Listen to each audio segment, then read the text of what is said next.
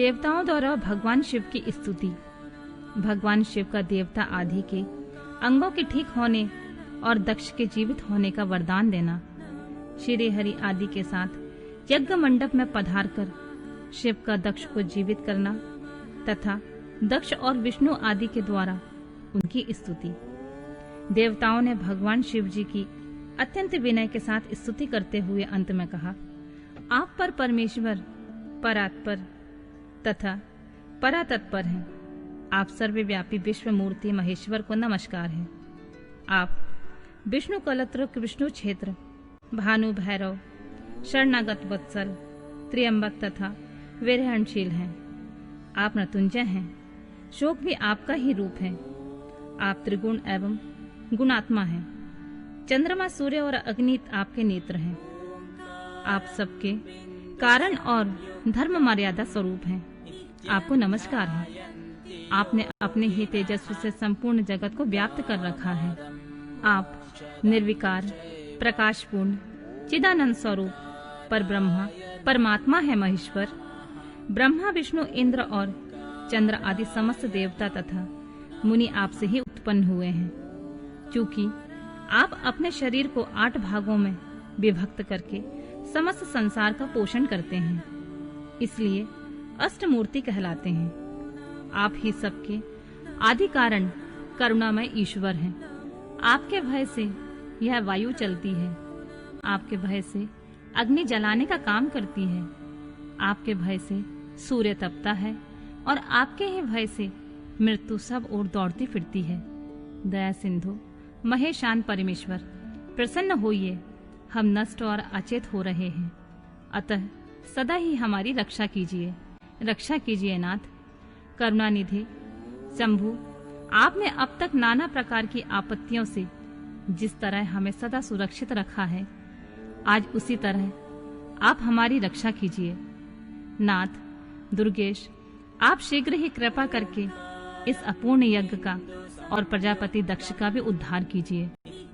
भक्त को अपनी आंखें मिल जाएं, यजमान दक्ष जीवित हो जाएं, पूषा के दांत जम जाएं और भृगु की दाढ़ी मूछ पहले जैसी हो जाए। शंकर आयुधों और पत्थरों की वर्षा से जिनके अंग भंग हो गए हैं, उन देवता आदि पर आप सर्वथा अनुग्रह करें, जिससे उन्हें पूर्णतः आरोग्य लाभ हो।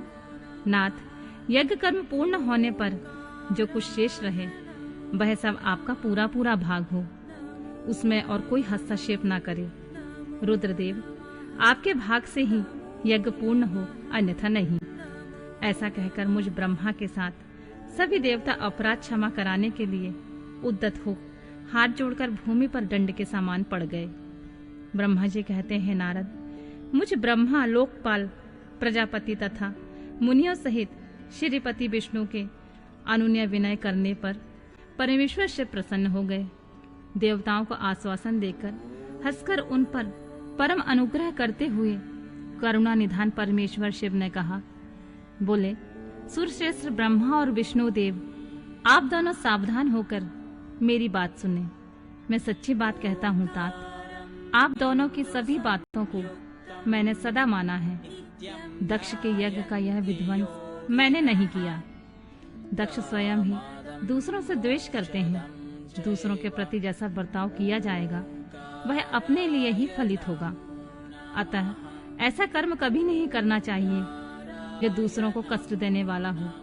दक्ष का मस्तक जल गया है, इसलिए इनके सिर के स्थान में बकरे का सर जोड़ दिया जाए। भग देवता मित्र की आंख से अपने यज्ञ भाग को देखें। तात, पूषा नामक देवता जिनके दांत टूट गए हैं, यजमान के दांत से भली भांति पिसे गए ये ज्ञान का भक्षण करें। मैंने सच्ची बात बताई है। मेरा विरोध करने वाले भृगु की दाढ़ी के स्थान पर बकरे की दाढ़ी लगा दी जाए। शेष सभी देवताओं के जिन्होंने मुझे यज्ञ भाग के रूप में यज्ञ की अवशिष्ट वस्तुएं दी हैं, सारे अंग पहले की भांति ठीक हो जाएं। अर्धवीयों आदि याज्ञिकों में से जिनकी भुजाएं टूट गई हैं, वे अश्विनी कुमारों की भुजाओं से, और जिनके हाथ नष्ट हो गए हैं, वे पूषा के हाथों से अपने काम चलाएं। यह मैंने आप लोगों को प्रेमवश कहा है। ब्रह्मा जी कहते हैं, नारद, ऐसा कहकर कर वेद का अनुसरण करने वाले सुर सम्राट चराचर पति दयालु परमेश्वर महादेव जी चुप हो गए। भगवान शंकर का वह भाषण सुनकर श्री विष्णु और ब्रह्मा सहित संपूर्ण देवता संतुष्ट हो उन्हें तत्काल साधुवाद करने लगे। तदनंतर भगवान शंभु को आमंत्रित करके मुझ ब्रह्मा और देवर्षियों के साथ श्री विष्णु अत्यंत हर्षपूर्वक पुनः दक्ष की यज्ञशाला की ओर चल पड़े। इस प्रकार उनकी प्रार्थना से भगवान शंभु विष्णु आदि देवताओं के साथ कनखल में स्थित प्रजापति दक्ष की यज्ञशाला में पधारे। उस समय रुद्रदेव ने वहां यज्ञ का और विशेषतः देवताओं तथा ऋषियों का जो वीरभद्र के द्वारा विध्वंस किया गया था उसे देखा। स्वाहा, स्वधा, पूषा, तुष्टि, धृति, सरस्वती और अन्य समस्त ऋषि, पितर अग्नि तथा अन्यान्य बहुत से यक्ष, गंधर्व और राक्षस वहां पड़े थे। उनमें से कुछ लोगों के अंग तोड़ डाले गए थे, कुछ लोग के बाल नोच लिए गए थे और कितने ही उस समरांगण में अपने प्राणों से हाथ धो बैठे थे। उस यज्ञ की वैसी दुर्वस्था देखकर भगवान शंकर ने अपने गणनायक महापराक्रमी वीरभद्र को बुलाकर हंसते हुए कहा, महाबाहु वीरभद्र, तुमने यह कैसा काम किया? तात, तुमने थोड़ी ही देर में देवता तथा ऋषि आदि को बड़ा भारी दंड दे दिया। वत्स, जिसने ऐसा द्रोहपूर्ण कार्य किया है, उस विलक्षण यज्ञ का आयोजन किया है और जिसे ऐसा फल मिला है, उस दक्ष को तुम शीघ्र यहाँ ले आओ। भगवान शंकर के ऐसा कहने पर वीरभद्र ने बड़ी उतावली के साथ दक्ष का धड़ लाकर उनके सामने डाल दिया। दक्ष के उस शव को सिर से रहित देखकर लोक कल्याणकारी भगवान शंकर ने आगे खड़े हुए वीरभद्र से हंसकर पूछा, दक्ष का सिर कहाँ है?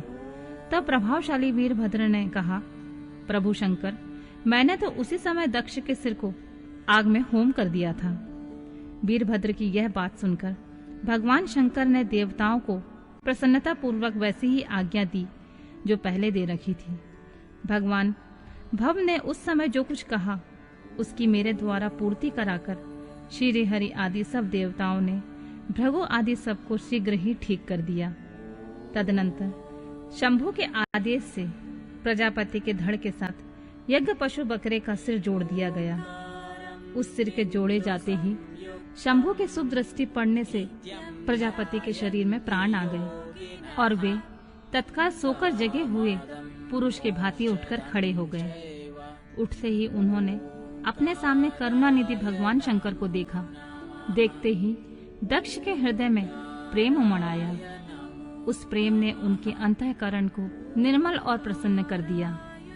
पहले महादेव जी से द्वेष करने के कारण उनका अंतःकरण मलिन हो गया था, परंतु उस समय शिव के दर्शन से वे तत्काल शरद ऋतु के चंद्रमा की भांति निर्मल हो गए। उनके मन में भगवान शिव की स्तुति करने का विचार उत्पन्न हुआ, परंतु वे अनुरागाधिक्य के कारण अपनी तथा मरी हुई पुत्री का स्मरण करके व्याकुल हो जाने के कारण तत्काल उनका स्तवन न कर सके। थोड़ी देर बाद मन स्थिर होने पर दक्ष ने लज्जित होकर लोक शंकर शिव शंकर को प्रणाम किया और उनकी स्तुति आरंभ की।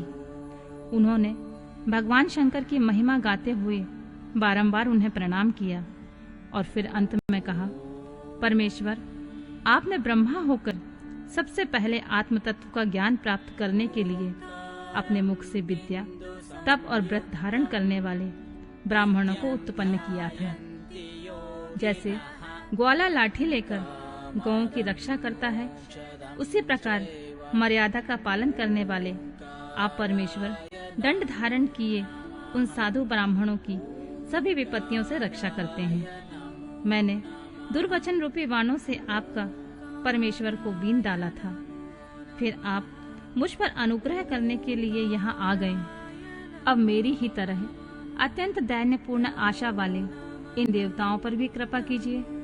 भक्त वत्सल दीनबंधु शंभु, मुझ में आपको प्रसन्न करने के लिए कोई गुण नहीं है। आप षड्विध ऐश्वर्य से संपन्न परात्पर परमात्मा है, अतः अपने ही बहुमूल्य उदारतापूर्ण वर्ताव से मुझ पर संतुष्ट हों। ब्रह्मा जी कहते हैं, नारद, इस प्रकार लोक कल्याणकारी महाप्रभु महेश्वर शंकर की स्तुति करके विनीत चित्त प्रजापति दक्ष चुप हो गए।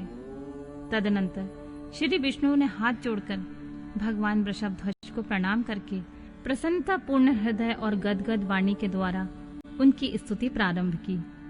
तदनंतर मैंने कहा, देवाधिदेव महादेव, करुणा सागर प्रभु, आप स्वतंत्र परमात्मा हैं, अद्वितीय एवं अविनाशी परमेश्वर हैं। देव ईश्वर, आपने मेरे पुत्र पर अनुग्रह किया है। अपने अपमान की ओर कुछ भी ध्यान न देकर दक्ष के यज्ञ का उद्धार कीजिए। देवेश्वर, आप प्रसन्न होइए और समस्त शापों को दूर कीजिए। आप सज्ञान हैं, अतः आप ही मुझ कर्तव्य की ओर प्रेरित करने वाले हैं। आप ही अकर्तव्य को रोकने वाले हैं। महामुनि, इस प्रकार परम महेश्वर की स्तुति करके मैं दोनों हाथ जोड़कर मस्तक झुकाकर खड़ा हो गया। तब सुंदर विचार रखने वाले इंद्र आदि देवता और लोकपाल शंकर देव की स्तुति करने लगे। उस समय भगवान शिव का मुखारविंद प्रसन्नता से खिल उठा था। इसके बाद प्रसन्नचित हुए समस्त देवताओं, दूसरे सिद्धों, ऋषियों और प्रजापतियों ने भी शंकर जी का सहर्ष स्तवन किया। इसके अतिरिक्त उपदेवों, नागों, सदस्यों तथा ब्राह्मणों ने पृथक पृथक प्रणाम